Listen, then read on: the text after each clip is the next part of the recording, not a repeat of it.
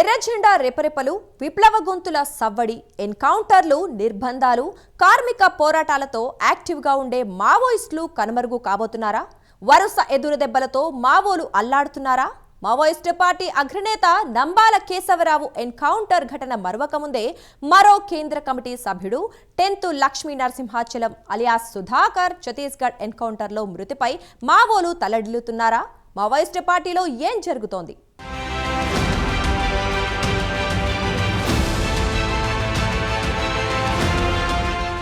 Maoist పార్టీకి మరోసారి పెద్ద షాక్ తగిలింది. ఆ పార్టీ కీలక నాయకుల్లో ఒకరైన 10th లక్ష్మీ నరసింహాచలం అలియాస్ సుధాకర్ ఎన్కౌంటర్లో హతమయ్యారు. భద్రతా దళాలతో జరిగిన కాల్పుల్లో ఆయన ప్రాణాలు కోల్పోయాడు. మావోయిస్టు ప్రధాన నేత నంబాల కేశవరావు మరణించిన నెల రోజులకే ఈ ఘటన జరిగింది. ఛత్తీస్గఢ్ బీజాపూర్ జిల్లాలోని ఇంద్రావతి టైగర్ రిజర్వ్లో మావోయిస్టు నేతలు సమావేశమయ్యారన్న సమాచారం ఆధారంగా భద్రతా దళాలు రంగంలోకి దిగాయి. డీఆర్జీ, ఎస్టీఎఫ్ బలగాలు సంయుక్తంగా గాలింపు చేపట్టాయి. గురువారం తెల్లవారుజామున భీకర కాల్పులు జరిగాయి. ఈ కాల్పుల్లోనే సుధాకర్ మరణించాడని అధికారులు వెల్లడించారు.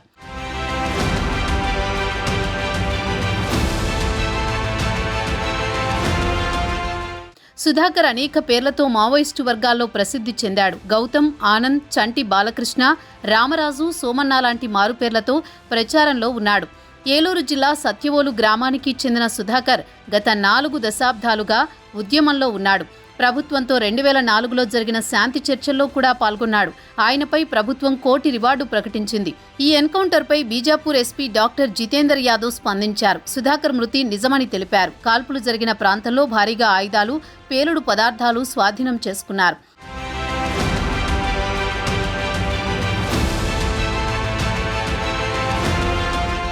గత 6 నెలల్లో మావోయిస్టు కేంద్ర కమిటీకి చెందిన 3 ముఖ్య నేతలు భద్రతా బలగాల చేతుల్లో హతమయ్యారు.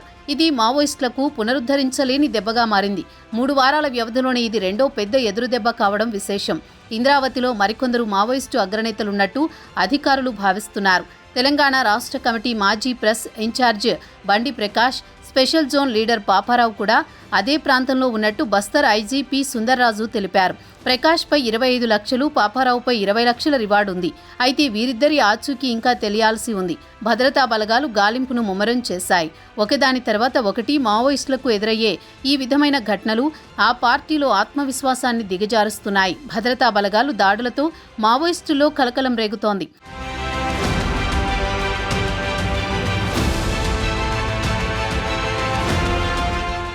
రాష్ట్ర విభజనకు ముందు తెలంగాణలో ప్రజా సంఘాలు, విద్యార్థి, ఉపాధ్యాయ, కార్మిక, కర్షక సంఘాలు రాజకీయాల్లో కీలక పాత్ర పోషించాయి. ఇందులో విభిన్న భావజాలాల వ్యక్తులు, సంస్థలు ఉన్నా ప్రధానంగా వామపక్ష పార్టీల అనుబంధ సంఘాలదే కీలక పాత్ర. 2004లో కాంగ్రెస్ పార్టీ అధికారంలోకి వచ్చేందుకు వైసీపీ పాదయాత్ర ఎంత ఉపయోగపడిందో, కాంగ్రెస్తో కలిసి 9 వామపక్ష పార్టీల కూటమి సాగించిన విద్యుత్ ఆందోళన అంతకంటే ఎక్కువ కాంగ్రెస్ విజయానికి దోహదం చేసింది. తెలంగాణ ప్రాంతంలో విద్యుత్ ఆందోళనే ప్రధాన భూమిక పోషించింది. బషీర్బాగ్ కాల్పుల్లో మరణించిన 3 కూడా లెఫ్ట్ పార్టీ కార్యకర్తలే. అంటే ఆ ఆందోళనల్లో కమ్యూనిస్టు పార్టీల పాత్ర ఎంత కీలకంగా నిలిచిందో వేరే చెప్పనక్కర్లేదు. ప్రత్యేక తెలంగాణ ఉద్యమంలోనే కాదు, తెలంగాణ ఉద్యమ చరిత్ర మొత్తానికి తలమానికంగా నిలిచే తెలంగాణ రైతాంగ సాయుధ పోరాటం నాటి నుంచి కూడా తెలంగాణ ప్రాంతంలో రాజకీయ ఉద్యమాలకు కమ్యూనిస్టు పార్టీలు, వామపక్ష భావజాలం కేంద్ర బిందువుగా నిలిచాయి.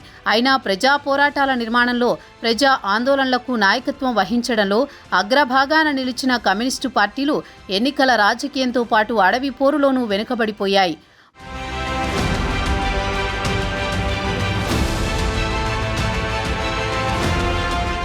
మావోయిస్టులు గతంలో తమ కార్యకలాపాలకు లేదా సమాచారం చేరవేయడానికి టెక్నాలజీని వినియోగించేవారు కాదు. కానీ ఓ దశాబ్దం నుండి మావోలు కాకపోయినా వారికి సమాచారం చేరవేసే సానుభూతి పరులు, సెల్ ఫోన్లు వినియోగించడం కూడా పోలీసులకు పక్కా సమాచార సాధనాలుగా మారుతున్నాయి.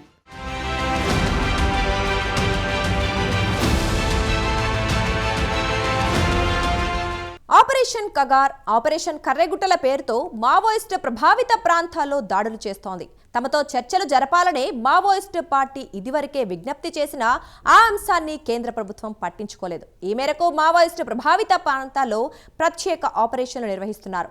మావోయిస్టు కేంద్ర కమిటీలో సభ్యుడిగా ఉన్న హిడ్మాను ఇటీవల పోలీసులు అరెస్ట్ చేయగా, తాజాగా మావోయిస్టు అగ్రనేతలు నంబాల కేశవరావు, తాజాగా సుధాకర్ మృతి చెందడం మావోయిస్టు పార్టీకి ఎదురుదెబ్బ తగిలినట్లయింది.